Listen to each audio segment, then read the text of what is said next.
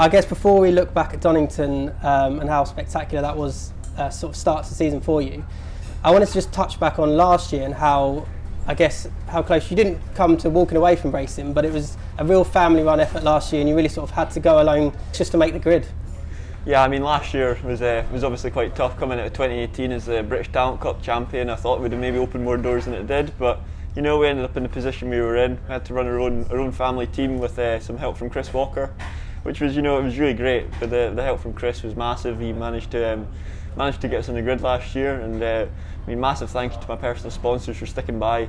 And it was a tough year last year. We had our moments, but we also had our well, it was a good and bad moments really. Mm-hmm. It was tough, but at the end of the year we'd taken a lot of positives out of it. And then coming into 2020, we had Donington a few weekends back.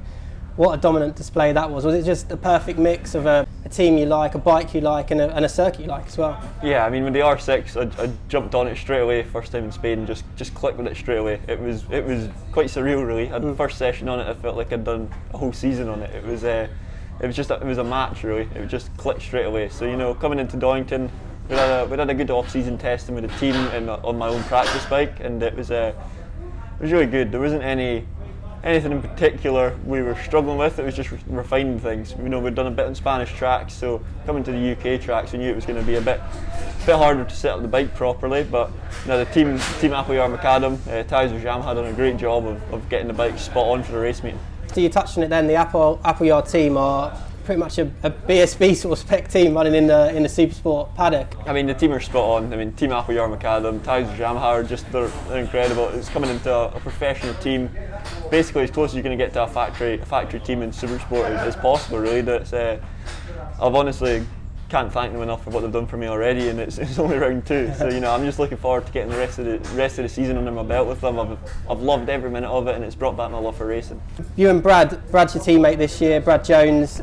I think you two are probably the most chillest, nicest lads in the paddock. How's that dynamic sort of working out? Brad's great.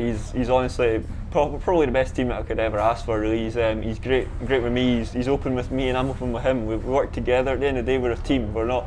Yes, we're competing against each other, but we're wanting to win as a team. It's Brad's brilliant. He's obviously got a lot of experience on this bike and with his team, so I'm learning off him, and I think maybe there's one or two things he's learned off me. So, you know, it's just working well, and I think it's going to be a great season for us both. And obviously, it's still really early in the season. So where do you see your future? I guess in the paddock, or is it outside of the paddock? Where would you ideally like to go? I mean, it's tough to say. Obviously, round 1 should usually be in about May time, so you usually have a bit of time to get a couple of rounds under your belt and kind of suss out where you want to go, where the interest is, and you know, plan out next year for a couple of months before you need to get into negotiations. But this year, it's round 1's done; it's already straight in there. So it's tough, really. I don't think I've had to think about things, and in my head, I kind of know where I want to go. But at the end of the day, you need to have the right offer. You need to have the right people around you. It's not just the team, and it's not just the money. It's the people you got around you. And one final thing, there's a really nice story about the boots that you've got this year. They're actually from a guy from Morecambe, aren't they? They're pretty special boots. Yeah, I mean, John's a good friend of mine, John McGuinness. I had no boots, and my boot sponsor pulled out for the season. So John said, "Oh well, try my boots on. If they fit you, then you're welcome to have them." So yeah, I'm rocking about in John's Macau GP boots from last season. So you know, a huge thanks to him. They've obviously they've been pretty quick, because ever since I put them on, they've felt quite good. Oh, mega. Well, we hope the boots, yourself, the team, the bike, you have a great weekend here at Snetterton, and all the best for the rest of the season. Thank you very much, Chris. Appleyard Macadam. Whoa! Try and tie one of those little things around the brake lever. It's gonna whip me again. The scooter's just gonna start up and go.